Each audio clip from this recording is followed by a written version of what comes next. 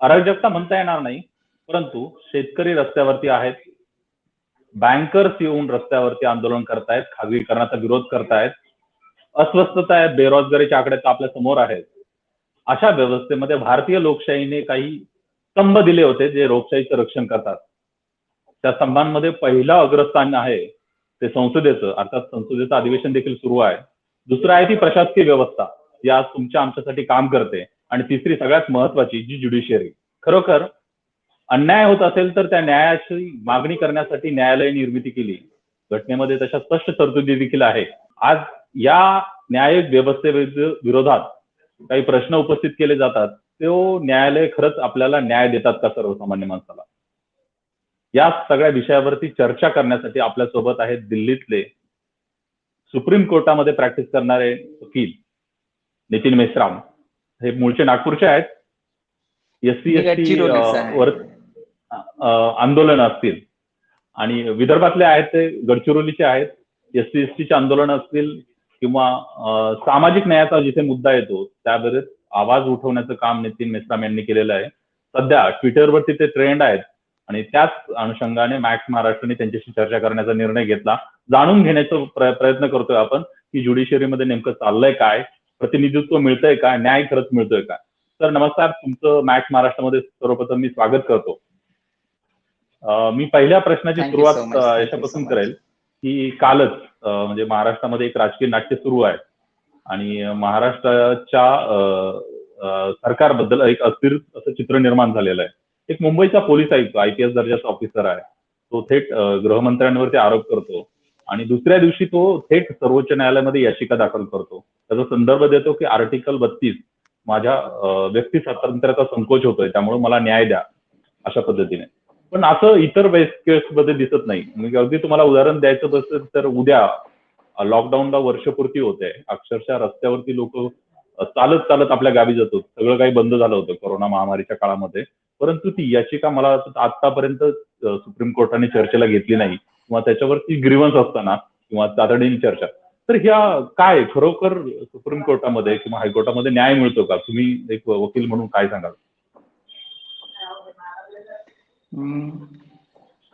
सर्वात महत्वाची गोष्ट म्हणजे न्याय ही रूल ऑफ लॉची कन्सेप्ट आहे, जगामध्ये अस्तित्वात आहे. आणि डेमोक्रेसीमध्ये प्रत्येक व्यक्तीला असं वाटते की जेव्हा राज्य आपल्यावर अन्याय करतो किंवा एखादा व्यक्ती अन्याय करतो तर आपल्याला न्याय मिळायला पाहिजे. आणि डेमोक्रेसीमध्ये फार महत्वाची गोष्ट आहे डेमोक्रेसी टिकवून ठेवण्यासाठी. पण माझा अनुभव असा आहे की देशामध्ये आपल्या न्याय मिळत नाही, सुप्रीम कोर्टामध्ये, हायकोर्टामध्ये न्याय मिळत नाही. आणि त्याच्यामुळे बराचसा मोठा जो वर्ग आहे या देशामध्ये तो अन्यायग्रस्त झालेला आहे.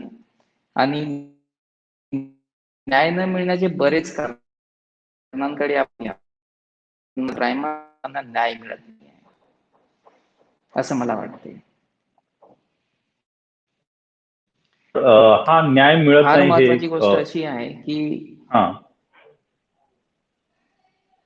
फार महत्वाची गोष्ट अशी आहे की न्याय सिलेक्टिव्हली काही लोकांना मिळतो, सिलेक्टिव्हली काही लोकांना डिनाय केला जातो. आणि याचे पॅरामीटर्स वेगवेगळे सिस्टम बनवून ठेवण्यात आलेले आहेत. आणि जी न्यायाची व्यवस्था आहे त्याच्यामध्ये फार महत्वाची गोष्ट अशी आहे की impartiality, independence of the judiciary, free and fair courts, आणि हे सगळं असल्यानंतरच न्याय मिळू शकते. पण आता कसं झालेलं आहे की एखादा व्यक्ती कोर्टामध्ये जात असेल तर न्याय तर खूप एक्सपेन्सिव्ह झालेला आहे, वकिलांच्या संदर्भामध्ये, कोर्टाच्या संदर्भामध्ये, इव्हन सुप्रीम कोर्टाच्या कोर्ट फीस पण वाढलेल्या आहेत. तर न्याय फार कठीण झालेला आहे. आणि सिलेक्टिव्ह जस्टिस फेस व्हॅल्यू नावाची जी कोर्टामध्ये फार वर्षापासून जुनी जी कन्सेप्ट आहे की एखादा वकील चांगला असेल, त्याच्या जातीचा असेल, त्याच्या वर्गातला असेल किंवा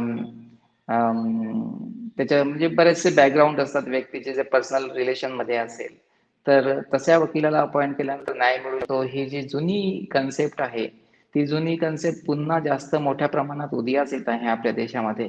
आणि आउट ऑफ टर्न जाऊन कोर्टामध्ये केसेस फाईल केल्या जातात. आता महाराष्ट्राचे जे पोलीस अधिकारी आहेत ते डायरेक्ट सुप्रीम कोर्टामध्ये आलेले आहेत. महाराष्ट्रातूनच जे रिपब्लिक टीव्हीचे जे संयोजक होते ते सुद्धा सुप्रीम कोर्टामध्ये आले होते. तर मला अजूनपर्यंत समजत नाही की सुप्रीम कोर्टामध्ये डायरेक्ट धाव कशी काय हे लोक घेतात, कोणतं फंडामेंटल राईट या लोकांचा व्हायलेट झालेला आहे.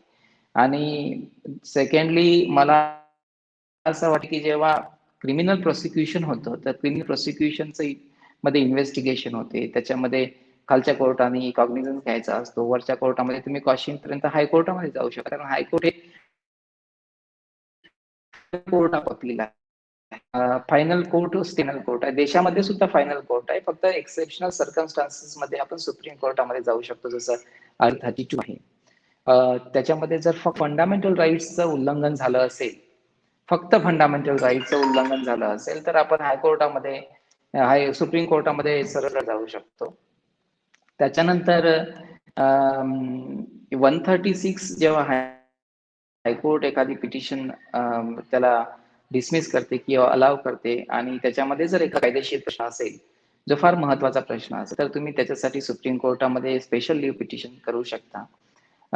एखादा प्रश्न जर कायद्याचा प्रश्न सर्वांना अफेक्ट करणारा असेल, general importance, the question of general importance, जो कायद्याचा प्रश्न आहे तो जर असेल, किंवा संविधानाच्या व्याख्या करण्याच्या संदर्भामध्ये इंटरप्रिटेशन ऑफ कॉन्स्टिट्यूशनचा जर प्रश्न असेल तर आर्टिकल 132 ते 134 पर्यंत जे आर्टिकल्स कॉन्स्टिट्यूशन मध्ये आहेत त्याच्यामध्ये आपण सुप्रीम कोर्टामध्ये जाऊ शकतो. पण एखादा क्रिमिनल प्रोसिक्युशन स्टे करण्यासाठी सुप्रीम कोर्टामध्ये जावं आणि सुप्रीम कोर्टाने त्याला डायरेक्ट स्टे करून द्यावा, this is something is going to affect the very integrity and reputation of a court. तर असं मला वाटते की पण त्या केसमध्ये काय होईल, आता पेंडिंग केसेस आहेत आणि आपण त्याच्यावर काय जास्त वक्तव्य करू शकत नाही. पण ऑल इज नॉट वेल असं मला वाटते कोर्टामध्ये. ऑल इज नॉट वेल आणि इतकं जरी आपण समजून घेतलं की फार चांगलं नाही, तर आपल्याला समजून येईल की स्थिती कशी आहे. बरोबर. म्हणजे निश्राम सर, तुम्ही जसं म्हटलं की न्यायदानासाठी न्यायालय असतात, तर तिथे जर सर्वसामान्यांना न्याय मिळत नसेल तर म्हणजे त्यांनी जायचं कुठं असा प्रश्न निर्माण होतो. मी न्यायाकडनं सामाजिक न्यायाकडे येतो. अफर्मेटिव्ह ऍक्शन ज्याला पाश्चात्य जगामध्ये म्हटलं जातं आणि आपल्याकडे आरक्षण ही गोष्ट म्हटली जाते. आरक्षणाचे न्यायालयांचे निर्णय आणि प्रत्यक्ष न्यायालयामध्येच आरक्षण असावं का? म्हणजे जी माहिती आता येते की आतापर्यंत या देशामध्ये एकही आदिवासी सुप्रीम कोर्टाचा जज बनू शकला नाही, किंवा एकही महिला जी डिप्रेस क्लासची असेल, एसटीची एसटीची असेल तर ती जज बनू शकत नाही. तर ह्या सगळ्या मानसिकतेमध्ये, ह्या रचनेमध्ये तिथे कॉलेजियम सिस्टीमचा पण आपण चर्चा करूयात. मला याच्यावर थोडासा प्रकाश टाका. खरंच हा जो म्हणजे जी प्रोसिजर आहे, ती अफर्मेटिव्ह ऍक्शन आहे, ती कदाचित कोर्टाच्या बाबतीत आतापर्यंत झाली नाही, म्हणून सर्वसामान्यांना न्याय नाकारला जातोय. त्याच्या मला वाटते तो विषय आपण मी 1 मिनिटामध्ये त्याची पार्श्वभूमी पहिले समजावून सांगतो की आपला जो देश आहे हा देश जातींनी बनलेला आहे आणि वेगवेगळ्या भाषा, वेगवेगळे प्रांत आणि लोकांचे जे रीतिरिवाज आहे, संस्कृती आहे, हे फार वेगवेगळी आहे. म्हणजे मला असं वाटतं की दर 20-30 किलोमीटर नुसार नंतर देशामध्ये एक दुसरी पद्धती सुरू होते, विविधता येते. तर डायव्हर्सिटी आहे देशामध्ये. म्हणजे जगामध्ये कोणत्याही देशामध्ये इतकी डायव्हर्सिटी नाहीये जितकी या देशामध्ये, इन्क्लुडिंग सगळ्याच क्षेत्रामध्ये. तर या क्षेत्रामध्ये आपण जर बघितलं की लोकांना न्याय द्यायचा आहे तर त्यांची काय डिमांड आहे हे समजून घेण्यासाठी त्या बॅकग्राऊंडचे जजेस असणे फार महत्त्वाचं आहे. जसं मी एक उदाहरण देतो आपल्याला की जेव्हापर्यंत युके मध्ये ब्लॅक्स किंवा मायनॉरिटी त्यांचं मायग्रेशन झालं नव्हतं, ते मायग्रेशन जे आहे ते 20th सेंचुरीच्या बिगिनिंग पासून युके बाहेरच्या लोकांचं मायग्रेशन होणं सुरू झालं. जसं ब्लॅक्स लोक आले आफ्रिकेतून, जसे इंडियन एशियन लोक युके मध्ये गेले आणि 1947 नंतर तिथे जाऊन बसले. तर तेव्हापर्यंत युके मध्ये जसे ब्लॅक्स, मायनॉरिटीज, एशियन्स यांचं प्रतिनिधित्व नव्हतं. त्यांच्याकडे जे विमेन्स आहेत त्यांना 1916 मध्ये मला वाटते त्यांना वोटिंग राईट्स मिळालेला आहे. तर तशा परिस्थितीमध्ये विमेन्स पण त्यांच्याकडे रिप्रेझेंटेशन नव्हतं. पण जसं जसं विविधता UK मध्ये निर्माण झाली तशी तशी त्यांनी ती विविधता स्वीकारली आणि सगळ्यांना रिप्रेझेंटेशन दिलं. तसं आपल्या देशात होत नाही. आपल्या देशामध्ये आपण बघतो की ओबीसी फार मोठा समुदाय आहे या देशामध्ये. 52% लोक म्हणतात त्यांचा रिप्रेझेंटेशन आहे. आणि पण ते आपल्याला नक्की माहित नाही 60% पण असू शकते, कारण या देशामध्ये ओबीसी सेन्सस झालेली नाही आहे. तर आपण 52% जर त्यांचं रिप्रेझेंटेशन असं समजलं, तर आपल्याला एक फार महत्वाची गोष्ट लक्षात येईल की सुप्रीम कोर्टमध्ये आज किती ओबीसी जजेस आहेत. तर फक्त एक ओबीसी जज आहे. बॉम्बे हायकोर्टमध्ये किती जजेस आहेत ओबीसी? तर माझ्या माहितीप्रमाणे 3 ओबीसी जजेस आहेत. the scheduled caste population, scheduled tribes population close to 25% या देशामध्ये आहे. जे अमेरिकेचं जे पॉप्युलेशन आहे ते 34 करोड आहे आणि शेड्यूल्ड कास्ट आणि शेड्यूल्ड ट्राईबचं पॉप्युलेशन टुगेदर 36 करोड आहे. पण या देशामध्ये आपल्याकडे जे आहे इतकं पॉप्युलेशन असून सुद्धा त्यांचं रिप्रेझेंटेशन या देशात नाही आहे. आणि त्यांचं रिप्रेझेंटेशन नसल्यामुळे आपल्याला फार मोठ्या समस्या निर्माण होत आहेत की त्यांची समस्या काय. जसं आता आपण क्रीमी लेअर एक समस्या घेतली, 50% रिप्रेझेंटेशन एक समस्या घेतली. त्याच्यानंतर आपण फार महत्वाची गोष्ट की रिझर्वेशन असायला पाहिजे की नसायला पाहिजे ही जर समस्या आपण घेतली, तर या प्रश्नांचं समजून घेणे आणि त्याच्यानुसार न्याय करणे ही जी एक अंडरस्टँडिंग लागायला पाहिजे ती जजेसकडे नसते. कारण जर सगळे ब्राह्मण जजेस किंवा कायस्थ जजेस किंवा वैश्य समाजाचे किंवा नॉन ओबीसी शुद्ध समाजाचे जर जजेस असतील, तर ते ट्रॅडिशनली रिझर्वेशनच्या कन्सेप्टला होस्टाईल आहेत. हे जे 4 आता जर आपण बघितलं की जे देशाची जे ज्युडिशियरी आहे ती फक्त 4 कम्युनिटीज चालवत आहेत. पहिलं चालवत आहे ब्राह्मण, त्यांचं सगळ्यात जास्त रिप्रेझेंटेशन आहे. जवळपास 50% वर त्यांचं रिप्रेझेंटेशन आहे सगळ्याच्या हायकोर्टामध्ये आणि सुप्रीम कोर्टामध्ये. त्याच्यानंतर पेशन आहे कायस्थ लोकांचं आणि त्याच्यानंतर वैश्य लोकांचं आहे आणि जे नॉन ओबीसी शूद्र कम्युनिटीज आहेत, जसं आंध्रामध्ये कम्मा कम्युनिटी आहे किंवा आपल्याकडे मराठा कम्युनिटी आहे, जे ओबीसी लिस्टमध्ये आलेले नाही आहेत. तर त्या लोकांचे रिप्रेझेंटेशन ते फार मोठ्या प्रमाणावर आहे आणि ट्रॅडिशनली ह्या कम्युनिटीज रिझर्वेशनच्या विरुद्ध, SC STच्या विरुद्ध, ओबीसी किंवा आर्टिसन कम्युनिटी छोट्या छोट्या कम्युनिटीज आहेत त्यांना सप्रेस करणाऱ्या कम्युनिटीज म्हणून ओळखल्या जातात. तर जेव्हा ते लोक जज बनतात तेव्हा संविधान असून सुद्धा, संविधानाची गॅरंटी असून सुद्धा आपल्याला ते SC ST ओबीसी अधिकार लागता येत नाही. जसं आपण एक बघितलं SC STचा जे अॅट्रॉसिटी ऍक्ट आहे, तर अॅट्रॉसिटी ऍक्ट मध्ये उदय ललित आणि एक गोयल नावाचे जज होते, नी अपर कास्ट जज होते आणि हे सगळ्यांना माहिती आहे. बघा की त्यांनी म्हटलं की SC ST चा जो कायदा आहे त्याचा मिसयूज होत आहे आणि मिसयूज होत असल्यामुळे त्या कायद्याला संपवायला पाहिजे. त्याच्यामध्ये बऱ्याचशा गोष्टी त्यांनी मग कर्टेल करण्याचा प्रयत्न केला. पाहायला पाहिजे की असा देशामध्ये कोणता कायदा आहे त्याचा मिसयूज होत नाही. सगळ्या कायद्याचा या देशामध्ये मिसयूज होतो. इव्हन लोक खोट्या FIR दाखल करतात आणि बरेचसे वर्ष लोकांना त्याच्यामध्ये सजा होऊन जाते आणि ते सुटल्यानंतर माहित होते की खोट्या FIR दाखल झालेल्या आहेत. बऱ्याचशा लोकांना बेनिफिट ऑफ डाऊट म्हणून दिल्या जाते कारण प्रूफ होऊ शकत नाही केसेस. तर खोट्या केसेस आणि मिसयूज ह्या फार मोठ्या प्रमाणावर या देशामध्ये होत आहेत. पण बघितलं तर ज्यांना वाटलं की नाही फक्त SC STचा जो कायदा त्याला पकडायला पाहिजे, बाकी कायद्यांना सोडायला पाहिजे, तर ही एक मानसिकता फार मोठ्या प्रमाणावर या देशामध्ये वाढलेली आहे. म्हणजे खूप जास्त संख्येमध्ये ही मानसिकता वाढलेली आहे. दुसरी गोष्ट आपण पाहिलं तर ओबीसीचं जे रिझर्वेशन आहे ते 1952 पासून 92 पासून आपण पाहत आहोत की त्याला काही ना काहीतरी अडचणी येते. जसं रिझर्वेशन लागू झालं क्रीमी लेअर त्याला दूर केला. क्रीमी लेअर, आता क्रीमी लेअरची जी सुरुवातीला जी लिमिट होती ती फारच कमी होती. म्हणजे एखादा सामान्य माणूस ज्याच्याकडे सायकल आहे तो पण क्रीमी लेअर मध्ये शकतो. तर ज्या व्यक्तीकडे सायकल आहे फक्त, असा जर व्यक्ती जर क्रीमी लेअर मध्ये येत असेल तर त्याला सामाजिक न्याय काय मिळेल? आणि ही कोण लावले ही क्रीमी लेअर कोणी ठरवलेलं आहे? सुप्रीम कोर्टाने. मला असं म्हणायचं आहे की जर संविधानामध्ये क्रीमी लेअर लिहिलेला नाही जर 50% आरक्षण लागू व्हायला पाहिजे, 50%च्या वर व्हायला नाही पाहिजे, असं जर सुविधामध्ये लिहिलेलं आहे किंवा दर 5 वर्षांनी आरक्षणाची रिव्ह्यू व्हायला पाहिजे असं पण लिहिलेलं नाही, तर मग सुप्रीम कोर्ट असं नाही का देईल? हा फार मोठा गहन प्रश्न माझ्या समोर 5 वर्षापासून पडलेला आहे. तर ते समजून घ्यायसाठी आपल्याला कंपोजिशन ऑफ द सुप्रीम कोर्टमध्ये जायला पाहिजे. प्रतिनिधित्व मला आपला असणं गरजेचं आहे आवाज येत त्यामध्ये. नाहीये. म्हणजे कदाचित गडचिरोलीचे नितीन मेश्राम आहेत,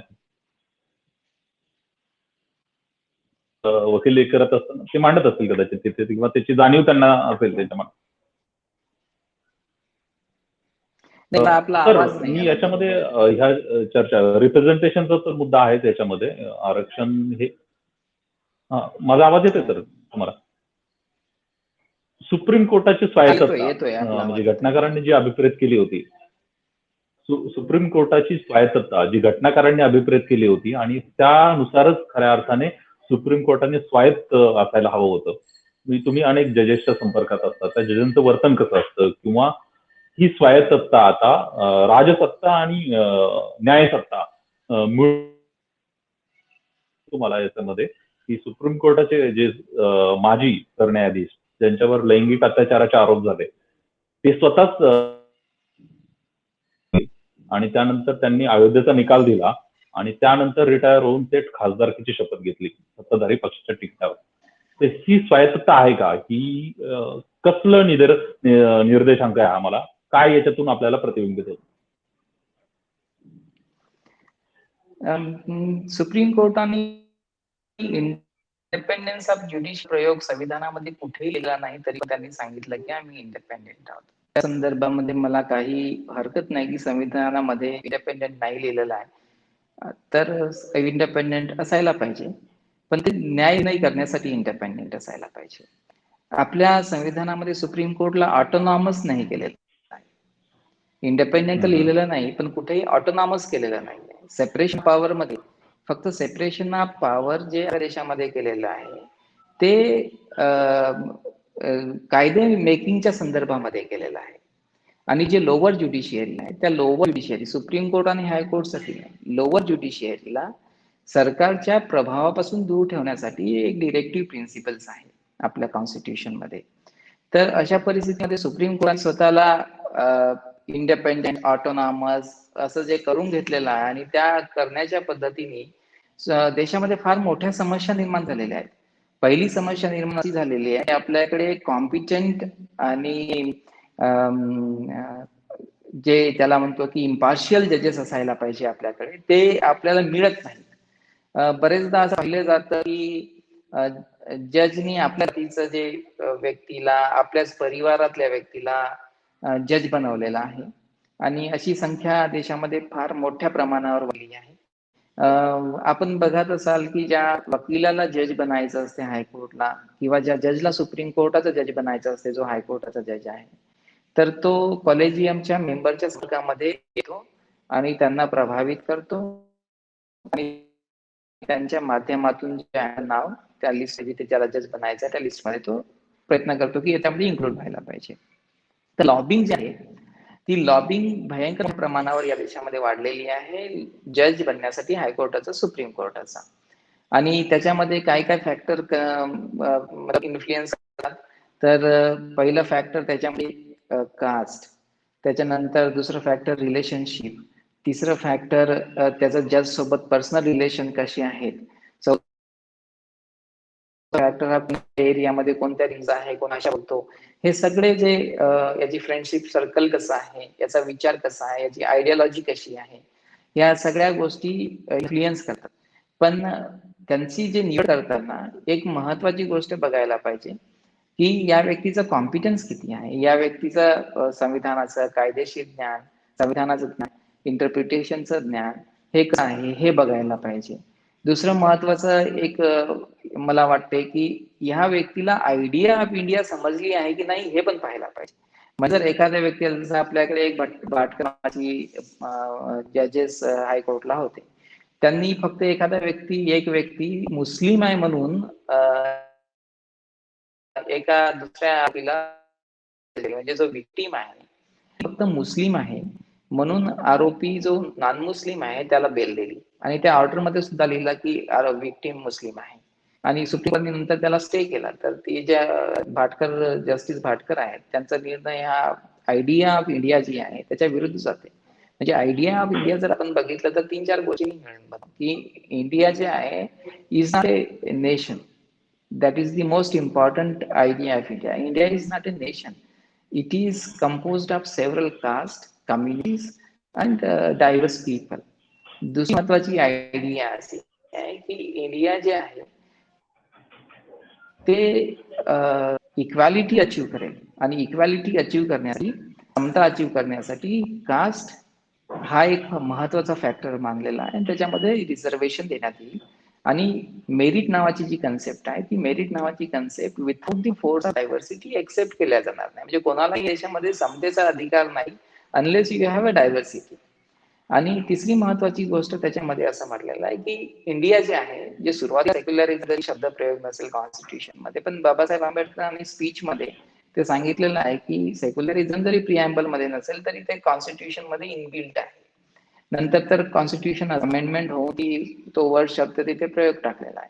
तर सेक्युलरिझम म्हणजे देशाचा कोणताही धर्म नसेल हा जो महत्वाचा प्रिन्सिपल आहे तो स्वीकार करायला पाहिजे आपल्याला. तसा ती आयडिया आहे 4-5 गोष्टी म्हणून आलेल्या आहे. त्या जजला आयडिया ऑफ इंडिया माहित आहे की नाही म्हटलं होतं मी हे राजसत्ता आणि न्यायसत्ता ती युती झाल्यानंतर जे काय होतं म्हणजे अयोध्या प्रकरणातून आपण पाहिलं. त्याच्यानंतर जे खासदार होतात किंवा सर्वोच्च न्यायालयाचे सरन्यायाधीश होण्यासाठी पण लोक तिथे स्पर्धा असते का? तिथे राजकारण्यांना खुश करण्याचा प्रयत्न केला जातो का? तो आरोप पाहिलेला आहे गोष्टी ह्या गोष्टी पाहिलेल्या आहेत. मी तुम्हाला सांगतो ज्या व्यक्तीला सुप्रीम कोर्टाचा जज बनायचं असते आणि सुप्रीम कोर्टाचे कोण जज होतात तर हायकोर्टामध्ये त्यांचं म्हणजे क्वालिफिकेशन असं आहे की हायकोर्टामध्ये तो व्यक्ती 5 वर्ष जज असला पाहिजे. हे आर्टिकल 124 मध्ये लिहिलेलं आहे की 5 वर्ष तो जज असला पाहिजे हायकोर्टाचा किंवा तो 10 वर्ष हायकोर्टाचा वकील असला पाहिजे. हे एक क्वालिफिकेशन सुप्रीम कोर्टात जज बनण्याचं आहे. बरेचसे जे जजेस ज्यांना सुप्रीम कोर्टामध्ये जज बनायचं असते त्यांचे 10-15 वर्ष हायकोर्टामध्ये जजशिप झालेली असते. ते पहा की ते रेग्युलर दिल्लीला येत असतात आणि चीफ जस्टिस आणि कॉलेजियमच्या मेंबर सोबत अपॉइंटमेंट घेतात. त्यांना नेहमी भेटण्याचा प्रयत्न करतात. मिनिस्टरला भेटतात आणि त्यानंतर तुम्ही बघा की मागचे जितके पण सुप्रीम कोर्टला जज झालेले आहेत ते जज होण्याच्या पूर्वी चीफ जस्टिस आणि कॉलेजियमच्या ज्या बाकी मेंबर्स आहेत जसे 5 आणि 3 पहिले आणि नंतर 2 या लोकांना ते किती वेळा भेटलेले आहेत याची जर तुम्ही लिस्ट काढली तर तुमच्या लक्षामध्ये येईल की सुप्रीम कोर्टला जज बनण्याची फार मोठी लॉबिंग करतात ते लोक. आणि महत्वाची गोष्ट अशी आहे की हायकोर्टामध्ये कारण वकील लोक हायकोर्टामध्ये जज बनत असतात मोस्टली आणि ऑर्डिनेट कोर्ट जजेस कमी बनत असतात. तर तिथे लॉबिंग होते. कॉलेजियमचे जे जजेस असतात त्यांना भेटण्याचा फार प्रयत्न केला जातो. तर एकच नाही तर त्या रिलेटिव्हजना भेटण्याचा प्रयत्न केला जातो आणि बरेचसे कन्सिडरेशन असतात ते वापरून मग त्यांचं नाव रिकमेंड केलं जातं सुप्रीम कोर्टात ज्या कॉलेजियमला येतं आणि तिथे पण प्रयत्न करतात ते लोक. तर ही पद्धत देशामध्ये खूप वाढलेली आहे. मला वाटते याच्यापूर्वी लोकांना याच्यावर लक्ष नसेल त्याच्यामुळे त्यांना माहित नसेल पण ही भयंकर वाढलेली आहे आणि याच्यामुळे काय होत आहे की देशाला पाहिजे तसे न्यायाधीश मिळत नाही आणि त्याचं सगळ्यात जास्त नुकसान इंडिपेंडन्स ऑफ ज्युडिशियरीला होतो. न्याय मिळत नाही लोकांना आणि न्याय मिळाल्यामुळे देशाच्या व्यवस्थेविरुद्ध असंतोष निर्माण होतो. आज लोकांमध्ये किती मोठा असंतोष आहे या संस्थेविरुद्ध.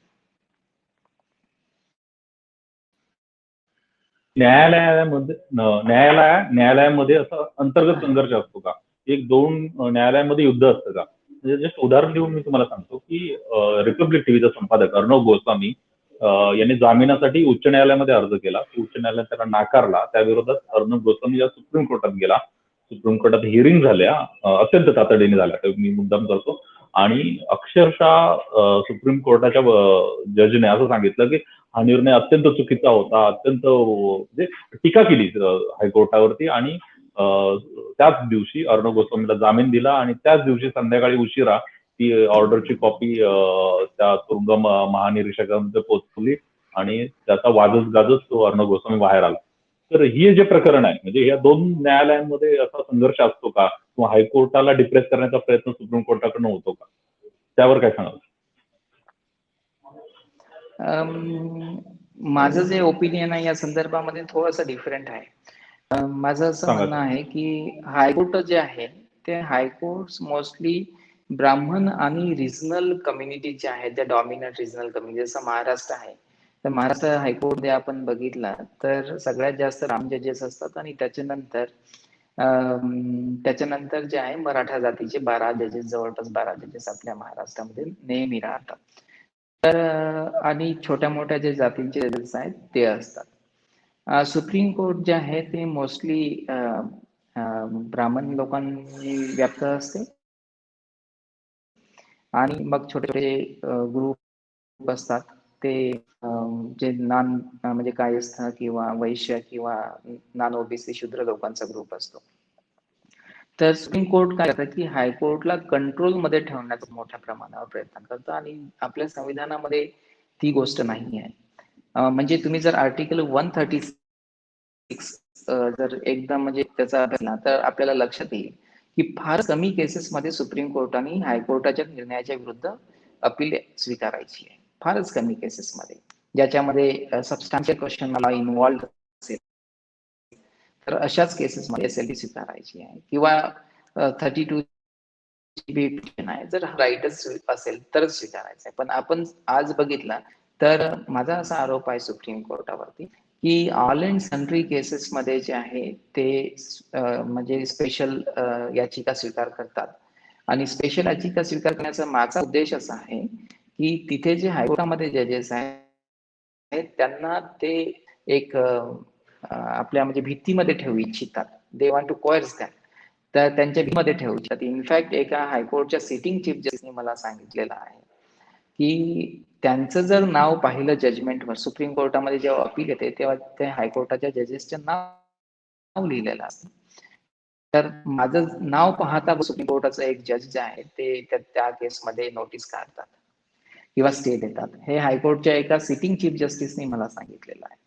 तर मी आपल्याला सांगतो की त्याचे बरेचसे कारण असतात. कारण हायकोर्टामध्ये, सुप्रीम कोर्टामध्ये जे जज येतात ते बरेचसे हायकोर्टातून येतात आणि हायकोर्ट काही छोटी संस्था नाही आहे. जसं बॉम्बे हायकोर्टला 62 जजेस आहे, अलाहाबाद हायकोर्टला जे आहे 100च्या वर जजेस आहे. तर या सगळ्या जजमध्ये काही मैत्रीची भावना असू शकत नाही. तर त्यांच्यामध्ये फार ग्रुपिझम असते, कास्टचं ग्रुपिझम असेल, रिजनचं ग्रुपिझम असेल, काही कारण असू शकतात. तर हे जेव्हा सुप्रीम कोर्टला येत असतात ते एका विशिष्ट लॉबीला फेवर करतात आणि एका विशिष्ट लॉबीला फेवर करत असल्यामुळे जर त्या लॉबीच्या जजचं जजमेंट आलं तर तुमची केसमध्ये तुम्हाला न्याय मिळणार नाही. पण त्या लॉबीच्या विरुद्ध एखाद्या जजेसचा जजमेंट आलं असेल तर मग तुमच्या केसमध्ये तुम्हाला न्याय मिळू शकतो. तर ही जी घटना आहे, यांचे प्रकार जे आहेत ते फार जास्त वाढलेले आहेत आणि अपॅरेंटली दिसत आहेत. ह्या गोष्टी ज्या आपण पाहत आहोत ह्या फार अपॅरेंटली घडल्या आहेत.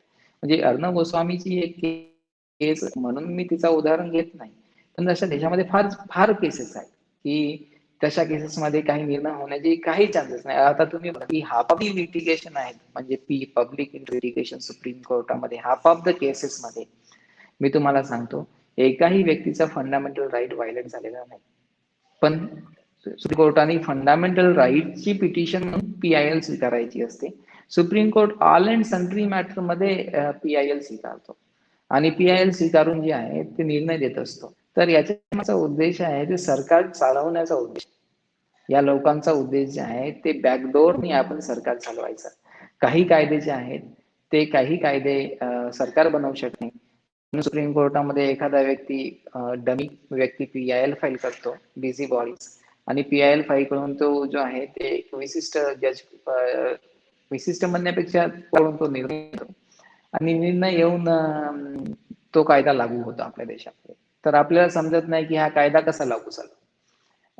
पण त्याच्या मागे फार मोठं एक गणित आहे. ते गणित सरकारला बऱ्याचशा गोष्टी न्यायालयाच्या माध्यमातून करून घ्यायचे असतात आणि मग डमी PIL फाईल केला मृत्यू प्रकरणी पण अशाच पद्धतीचा पॅटर्न हा राबवला होता. म्हणजे कोणीतरी एक माणूस जातो सुप्रीम कोर्टात थेट तिथे याचिका दाखल करतो आणि जे न्यायाधीश आहेत ते त्या न्यायाधीशाच्या मृत्यूलाच हा नॅचरल डेथ असं डिक्लेअर करतात ते. म्हणजे हे खरंच मी न्यायव्यवस्थेचं पण दुर्दैव आहे असं म्हणता येईल. किंवा तुम्ही वकिलांमध्ये एखाद्या वकिलावर जर अन्याय झाला तर ही मी तर घटना आपल्याला म्हणतो की हा. मला तर वाटतं की PIL जे प्रकरण आहे ते बंद व्हायला पाहिजे. आपल्या देशामध्ये अच्छा ज्याचं फंडामेंटल हा राईट हा व्हायलेशन झालेलं आहे ना, त्यांनी हा हा कोर्टामध्ये जावं, तो सुप्रीम कोर्टामध्ये जावं किंवा हायकोर्टामध्ये जावं. तर पण ज्याचं नाही झालेलं आहे ना, त्याच्या हा हा केसेस स्वीकारायलाच नाही पाहिजे. बऱ्याचशा ह्या मोटिवेटेड केसेस आहेत, राजकीय सुडापोटी केसेस फाईल केल्या जातात. आता जसं भुजबळ मी केस सांगतो, तर छगन भुजबळची केस प्युअरली राजकीय सुडापोटी हायकोर्टामध्ये फाईल करण्यात आली होती. प्युअर राजकीय सूड. ठीक आहे, आता त्या केसचा आउटकम काय होईल ते मला माहित नाही, पण हायकोर्टाच्या सांगून FIR झाली. मी तुम्हाला सांगतो मायावतीचं प्रकरण. मायावतीच्या प्रकरणामध्ये जजनी रिटायरमेंटच्या 2 दिवसापूर्वी FIR करण्याचा आदेश पास केला. MB शहा नावाचे गुजरातचे हायकोर्ट होते, त्या गुजरातचे मुख्यमंत्री MB असताना. शहा अच्छा. मुख्यमंत्री असताना ताज कोरिटार प्रकरण, त्याचे सगळे ओरिजिनल पेपर्स माझ्याकडे आहेत, म्हणजे ऑर्डर्स माझ्याकडे आहेत. तर मी आपल्याला सांगतो की 2 महिन्यापूर्वी, रिटायरमेंटच्या 2 महिन्यापूर्वी ती केस एक अप्लिकेशनच्या माध्यमातून MC मेहता नावाच्या एका व्यक्तीच्या केसमध्ये एक अप्लिकेशन फाईल झाली की ताजपुरी प्रकरणामध्ये इन्व्हायरमेंटल इश्यूज इन्व्हॉल्ड आहेत आणि त्याच्यामुळे त्याची इन्क्वायरी करण्यात यावी. आता हा इन्व्हायरमेंटल इश्यूज आहे, त्याच्यामध्ये त्यांनी भ्रष्टाचाराचा विषय पण घेतला त्याच्यामध्ये. आणि भ्रष्टाचाराचा विषय घेऊन मी तुम्हाला सांगतो 10-12 वेळा 2 महिन्यामध्ये 10-12 वेळा केस लावली कोर्टामध्ये. मायावतीच्या विरुद्ध जी केस होती त्या केसमध्ये 2 महिन्यामध्ये 10-12 वेळा कोर्टामध्ये केसची लिस्टिंग झाली, त्याच्यावर आर्ग्युमेंट झाला आणि जजनी 2 दिवस रिटायरमेंटला 2 दिवस बाकी आहेत त्यांनी FIR मायावतीच्या विरुद्ध FIR करण्याचा आदेश पास केला. हे सगळं मोटिवेटेड आहे. आणि त्या 2-3 म्हणजे कारण आपण आहेत. सुरुवात पहिलं तर स्त्रियांच्या राजव्यवस्था आणि न्यायव्यवस्था युती झाल्यामुळं कुठेतरी एकमेकाला मदत करण्याचं सगळं षडयंत्र दिसतं त्याच्यामध्ये, ज्यामुळे सर्वसामान्य नागरिक हा न्यायापासून वंचित राहतो असं त्यातलं म्हणजे सांगता येईल बघा आपल्याला. ना, आपण जे फक्त मायावतीच्या हां, हां. विरुद्ध जे ताज कोरिटार प्रकरणामध्ये मायावती गोवण्यात आल्यामुळे मायावतीचं पूर्ण राजकीय करिअर संपलं. बरोबर, बरोबर, पूर्ण बरोबर. राजकीय करिअर. तर अशा पद्धतीने जे हं, हं. आहे एकमेकाला फ्रेम करण्यात येते आणि किंवा जगन रेड्डी सारखा त्याच्यामध्ये जो विषय राजकीय नेता आहे एक त्याच्यावरचे सगळे आरोप नंतर नलिफाय होऊन तो आता जर भाजपच्या जवळ गेला तर त्याला त्याच्यातून क्लीन चिट पण मिळू शकते असंही आपल्याला दिसतं. माझं असं किंवा म्हणणं आता नाही आहे की जामिनावर आपल्या देशात हां, हां. माझं असं म्हणणं नाही आहे की लोक म्हणजे राजकीय लोक सगळे गुन्हेगारच असतात असं मला म्हणायचं नाही. पण मला एक जो हं. म्हणायचं आहे की सरकार बदलल्यानंतर किंवा जज बदलल्यानंतर आपल्या देशामध्ये निर्णय का बदलतात? आपल्या देशामध्ये निर्णय बदलायला नको. जज बदलला तर निर्णय बदलतो, सरकार बदलला तर सुप्रीम कोर्टाचे निर्णय बदलतात. हं, हं. ह्या फार भयंकर घटना आहेत ह्या. अशा व्हायला नको. त्याच्याने काय होतं की स्टेअर डिसिजीज नावाचा एक हं, हं. प्रिन्सिपल आहे की आपल्या देशामध्ये जगामध्ये हं, हं, कायदे हं. म्हणजे जे आहे ते स्थिर असले पाहिजे. तर स्थिर असले पाहिजेत आणि स्थिर असल्यामुळे काय होतं की एखाद्या व्यक्तीला माहित होतं की मी कायदेशीर वर्तन करत आहे की नाही करत आहे. आज जे वर्तन आहे त्याचं ते कायद्यामध्ये आहे की नाही हे लोकांना कसं कळणार? तर फार महत्वाचं आपल्याकडे नुकसान काय होत आहे आपलं, तर आपल्याकडे स्टेअर डिसिजीस संपत आहे. दुसरी गोष्ट की निर्णय जज बदलला तर निर्णय बदलत आहे, सरकार बदलला तर ठेवतो तुम्हाला. निर्णय बदलत आहेत पण आणि महत्वाचं प्रशासनामध्ये भ्रष्टाचार हे जगजाहीर आहे. म्हणजे आज कोणाचा दाखला काढायचा असेल, आपण महानगरपालिकेत जातो, ग्रामपंचायतीपासून तर राज्य शासनाचा कुठल्याही कर्मचाऱ्याकडे जातो. तर आज तरी पैसे दिल्याशिवाय काम होत नाही असा सर्वसामान्यांचा अनुभव आहे. पण हे सर्वसामान्य जनतेला किंवा आम्हाला माहित नाही की ज्युडिशियरीमध्ये पण भ्रष्टाचार चालतो का? खरंच ही व्यवस्था भ्रष्टाचाराने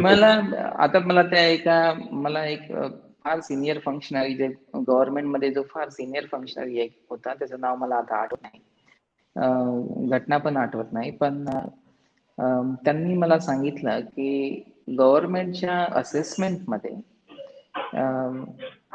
हायकोर्टाच्या एका जजचा जे ॲव्हरेज इन्कम आहे म्हणजे ॲव्हरेज प्रॉपर्टी, हायकोर्टाच्या एका जजची ॲव्हरेज प्रॉपर्टी जी आहे ते 150 करोड इस्टिमेट केलेली आहे.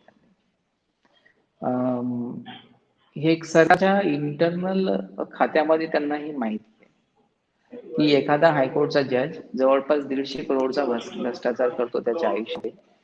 अमित, असं आवाज नहीं आ रहा है सरकारचं मुझे. ओपिनियन आहे. असं सरकारचा ओपिनियन आहे. आता हे जे मी म्हणतो आहे हे खरंच असेल असं नाही, पण ही माहिती माझ्यापर्यंत आली. माहिती माझ्यापर्यंत आली. याची हे व्हायला पाहिजे ना, याची चौकशी व्हायला पाहिजे. आता याचं मी छोटं एक उदाहरण देतो आपल्याला, की सुप्रीम कोर्टाने आणि हायकोर्टाने सांगितलं, त्यांनी स्वतःच एक हम्म. रिझोल्युशन पास केला की जजेसची जी आहे ती असेट आपण डिक्लेअर करूया. जे जजेसच्या जितक्या प्रॉपर्टीज आहेत त्या आपण डिक्लेअर करू. आपण सुप्रीम कोर्टच्या वेबसाईटला जाऊन बघा, 3-4 जज लोकांना सोडलं तर कोणाचे ते असेट त्यांनी डिक्लेअर केलेले. काय जातं त्यांना असेट डिक्लेअर करायला, काय नुकसान आहे? एखाद्या जजला जर वाटत असेल की जज त्याच्या असेट डिक्लेअर केल्याने त्यांना काही नुकसान आहे, तर त्यांनी जज बनू नये. जेव्हा त्यांनी स्वतः घोषित केलेलं आहे की आम्हाला जे आहे जज म्हणून स्वतः, म्हणजे self declaration is a self declaration. आता हे पण काही बंधनकारक नाही, पण त्यांनी सांगितलं की इम्पार्शियलिटी किंवा independence of the judiciary maintain करणे फारच महत्त्वाचं आहे, म्हणून आम्ही स्वतः आमच्या प्रॉपर्टीचं जे आहे विवरण कोर्टाच्या वेबसाईटवर ठेवणार किंवा पब्लिकली ठेवणार. त्यांनी आता सुप्रीम कोर्टाच्या वेबसाईटला जा, तुम्हाला दिलेले 4 जजेसचं तिथे विवरण आहे. आणि आज हे जाऊन सुप्रीम कोर्टाला 29 जजेस आहेत, 4 जजेसचं विवरण आणि बाकी लोकांचं का विवरण नाही? हायकोर्टाच्या वेबसाईटला मला तिथे विवरण मिळत नाही. तर हे हे व्हायला पाहिजे ना, हे व्हायला पाहिजे. आणि बरेचशा अशा गोष्टी आहेत, मी तुम्हाला सांगतो की हायकोर्टामध्ये बरोबर आहे, तुम्ही म्हणजे किंवा तिथेही सुप्रीम करप्शन आहे. कोर्टामध्ये आता ह्या करप्शनचा पार्ट आहे की नाही हे सांगणं फार कठीण आहे, पण जेव्हा त्यांनी स्वतः सांगितलेलं आहे की आम्ही विवरण देऊ आपल्या प्रॉपर्टीचं, का तर अजून एक माझा त्याच्याने प्रश्न डाऊट निर्माण याच्यामध्ये होतो असा आहे लोकांच्या मनामध्ये. की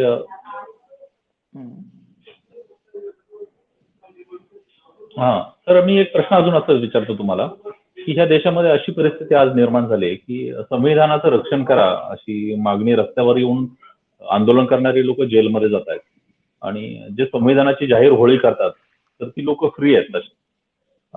तर हे कशामुळे होत आहे?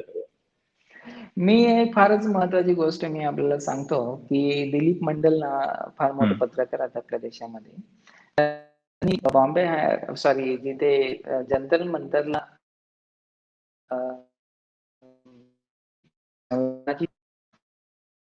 त्यांनी संसद मार्ग पोलीस ठाण्यामध्ये ते गेले आणि त्यांच्यासोबत 15-20 वकील सुद्धा होते.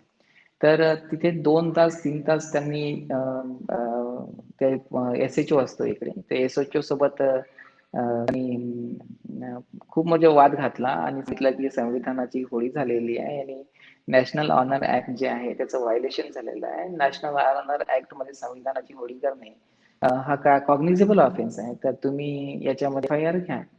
तर त्यांनी FIR घेतली नाही. त्यांना हॉस्पिटॅलिटी देण्याचा प्रयत्न केला, कसं तरी त्यांना थांबवण्याचा प्रयत्न केला, पण त्यांनी FIR केली नाही. आम्ही सुप्रीम कोर्टामध्ये केस फाईल केली FIR व्हावी म्हणून, आणि दिलीप मंडल आणि सुप्रीम कोर्टामध्ये केस फाईल केली.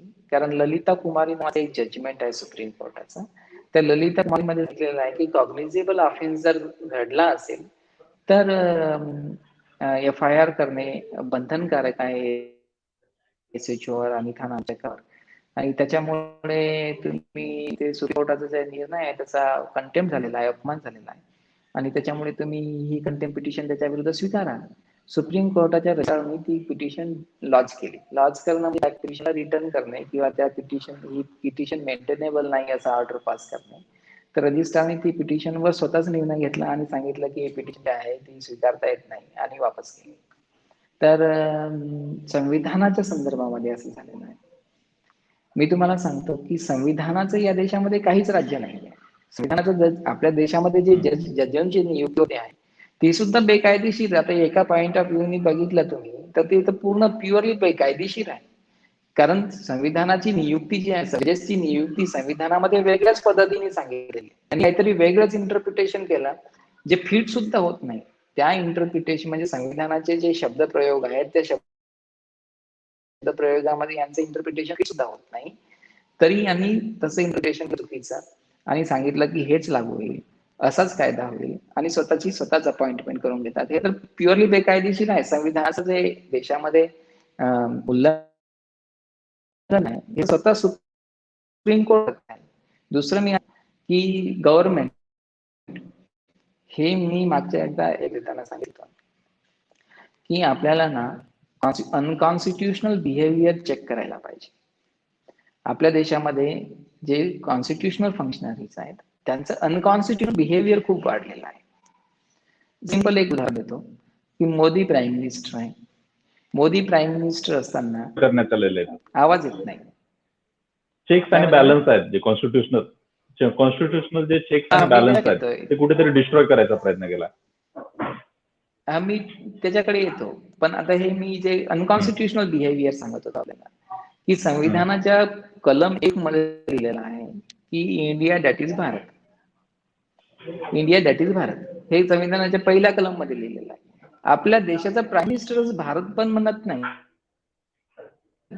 आणि इंडिया सुद्धा देशाला कोणत्या तरी दुसऱ्याच नावाने रिप्रेझेंट करतो. आता ह्या गोष्टीला आपण काय करणार?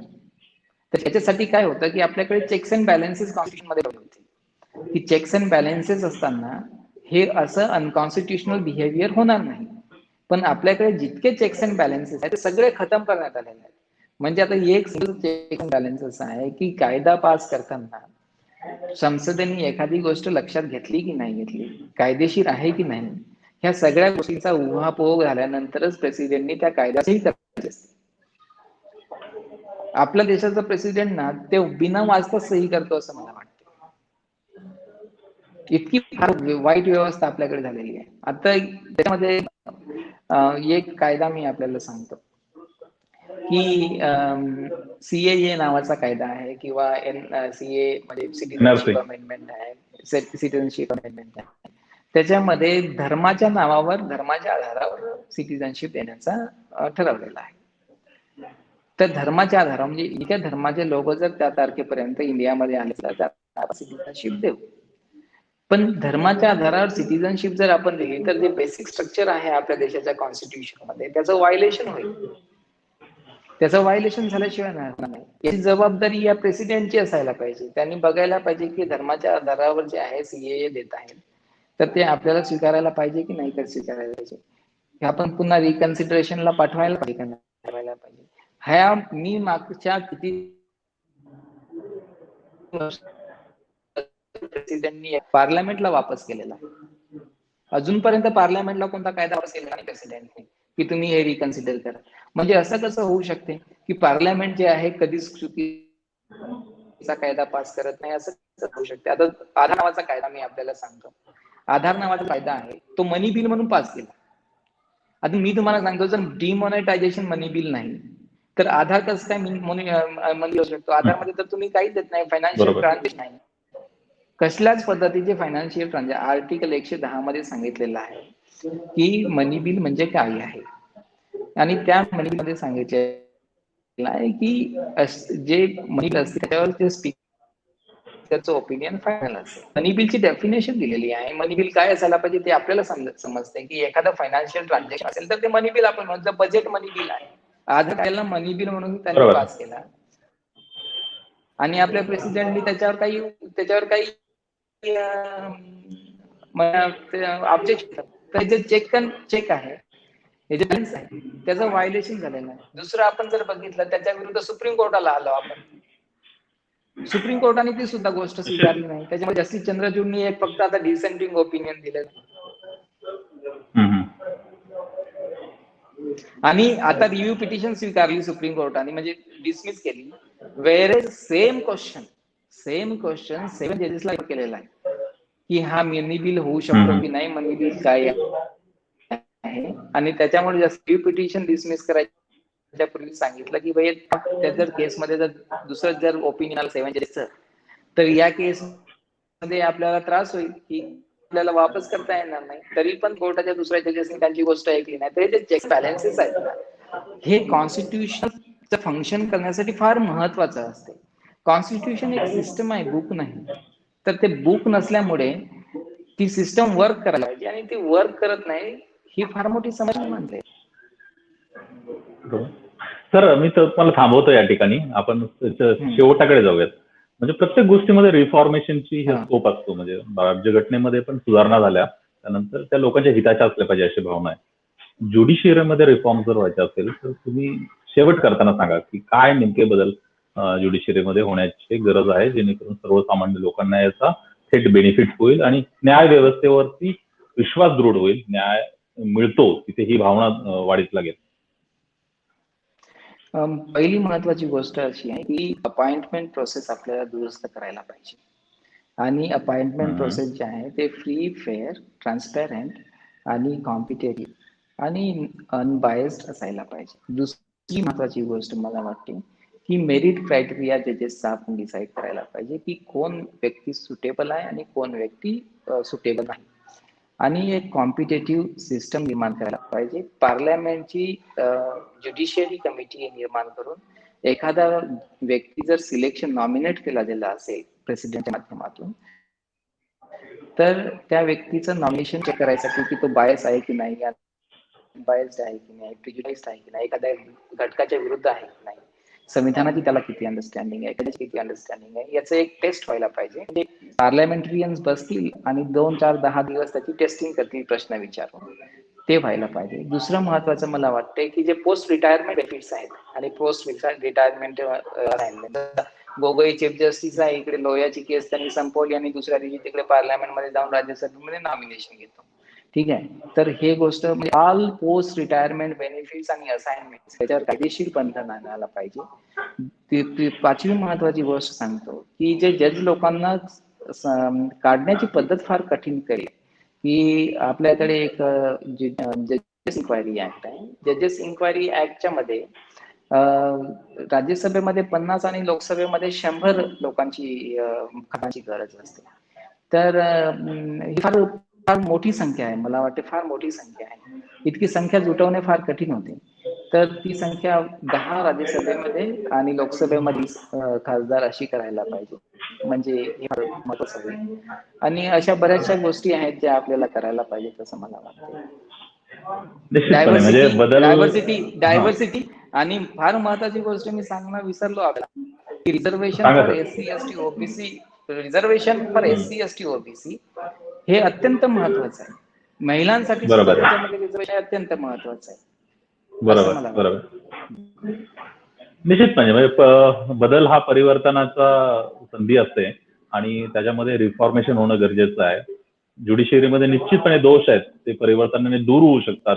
ही भावना देखील आपण व्यक्त केली. मोठ्या प्रमाणात ते रिफॉर्मेशन पुढील काळात होतील आणि भविष्यातील जनता समृद्ध अशी लोकशाही सुदृढ करण्यासाठी ते निश्चितपणे घडवून आणतील. राज्यकर्त्यांना त्याची बुद्धी मिळो अशी अपेक्षा आपण व्यक्त करून नितीन मेश्राम सरांचे आभार व्यक्त करूयात आणि इथे ह्या टप्प्यावर आपण थांबूयात.